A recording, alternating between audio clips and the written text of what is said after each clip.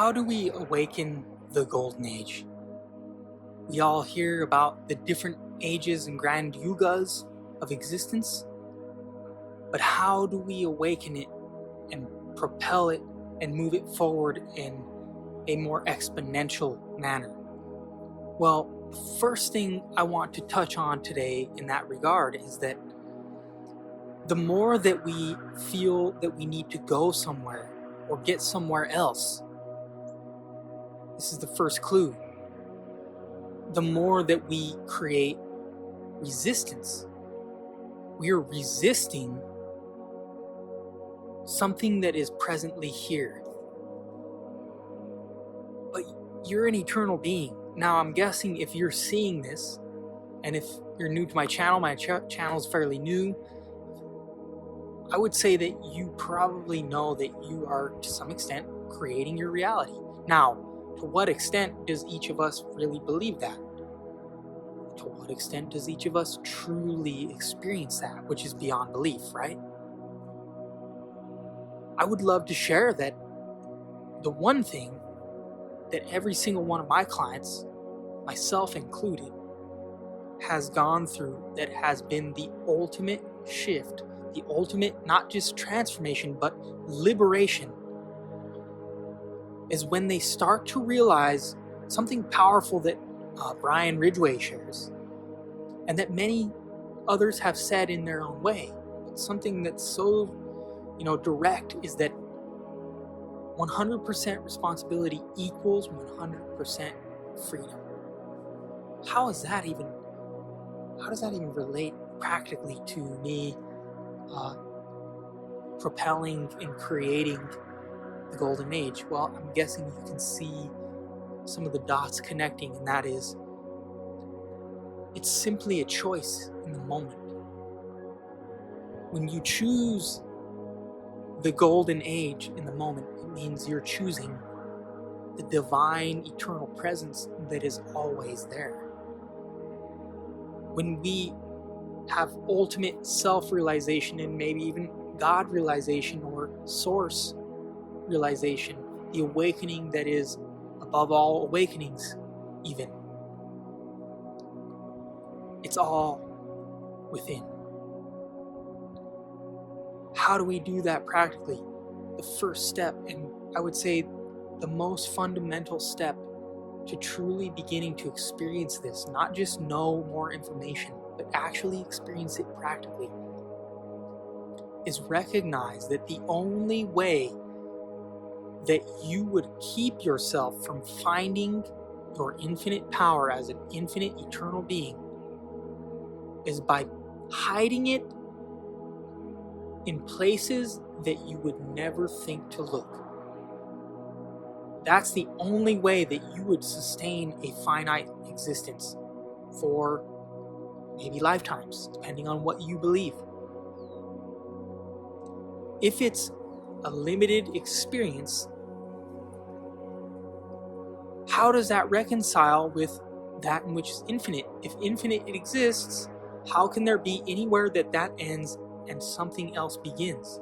How could there be infinite and finite?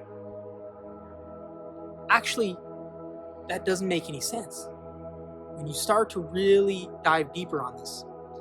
And so you've probably gone on all of these journeys of discovering not just the information, but also practices and sadhana and abhyas and maybe asana as well, like different practices of the body and somatic work. And there's probably a lot of things you've tried, and I would love to share with you something that I have come across that I didn't even realize was always there.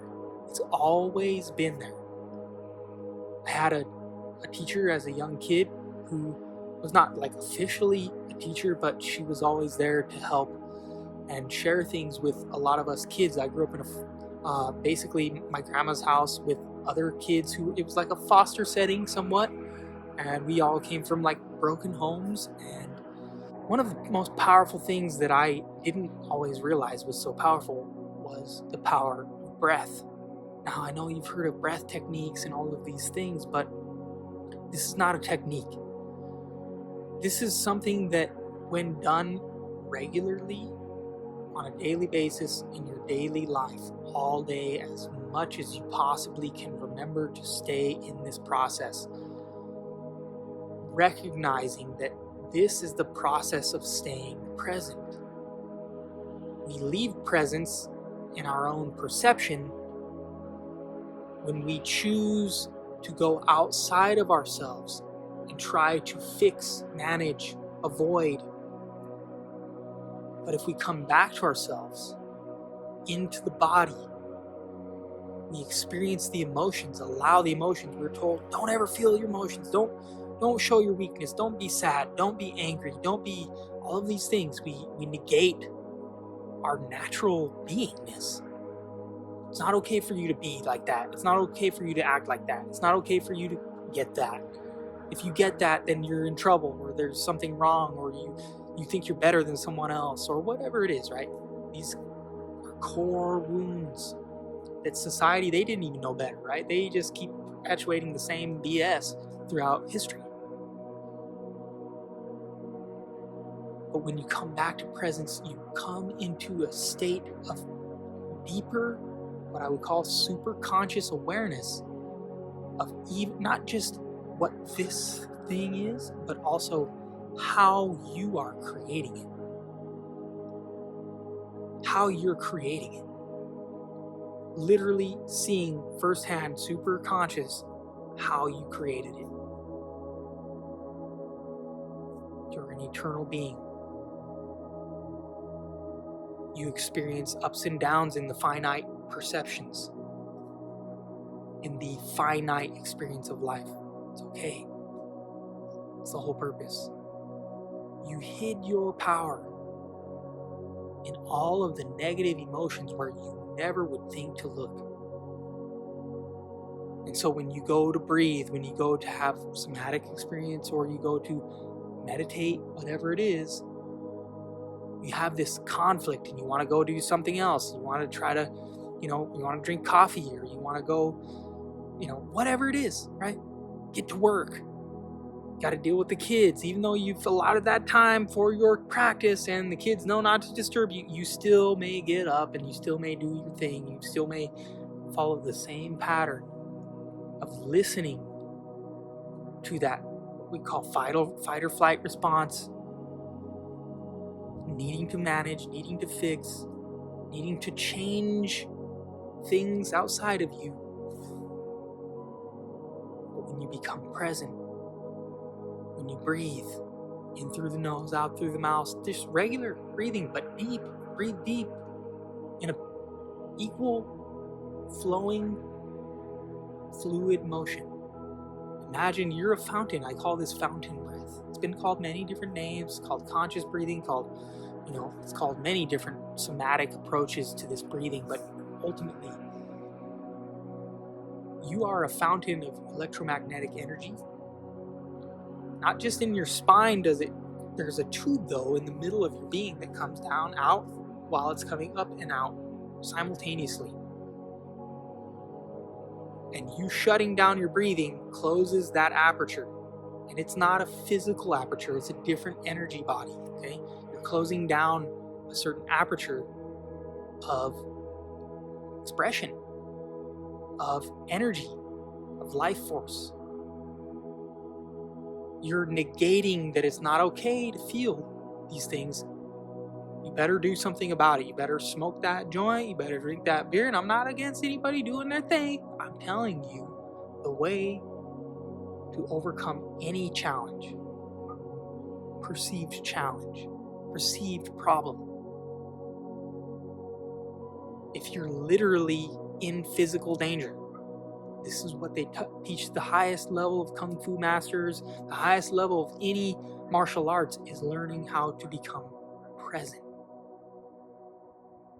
You slow it all down. You experience that sukha, right? That sukhavati, that divine bliss. You experience that prana. You experience that ananda. You experience that level of peace and equilibrium that is beyond any type of fixing or even beyond any form of doing. I think doing activates this, but it may be that it primes the body to be able to experience it through the breath. But it's when you finally become present that you start to experience that bliss, that joy.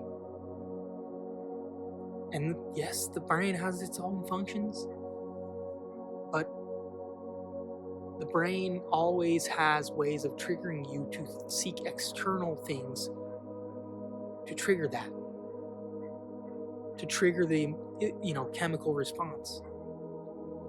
But you can get yourself into deep equilibrium and peace and presence, infinite joy and bliss when you come back to presence. You breathe, spine erect, sit, stand in a posture that's supporting this energy flow. If you're hunched down, again, you're closing the aperture. The breath becomes shallow. You're not actually fluidly breathing with life. Is life breathing you, or are you breathing it? Or is that any different, actually? If you're an eternal being, nothing is separate from you. This is all just a mirror reflecting back what you think and believe and feel and think you know, and the aspects of who you are as well. It shows you who you are. The divine beauty of nature is showing you the divine beauty of yourself. A beautiful smile from someone is showing you the deep smile that's in your soul. The reflection of love that comes through, just reflection of pain that comes through. Reflection of anger, frustration, pain, suffering that's going on in the world right now. The way that we can begin to change it, this doesn't mean we don't take physical action. It means we get present first. Gandhi said, "I have so much to do today. I better meditate for 2 hours rather than 1. Don't make meditation another escape. Meditation, breath, is a way to get present in the eternal presence. That's who you are. Eternal presence. You are the present. So give yourself that gift. Blessings, my friend. I'm JJ Rochelle. If you like what you heard, if you enjoy these types of discussions, conversations, ideas, thoughts, subscribe below. Greatly appreciate it. And we will see you on the next one. Blessings.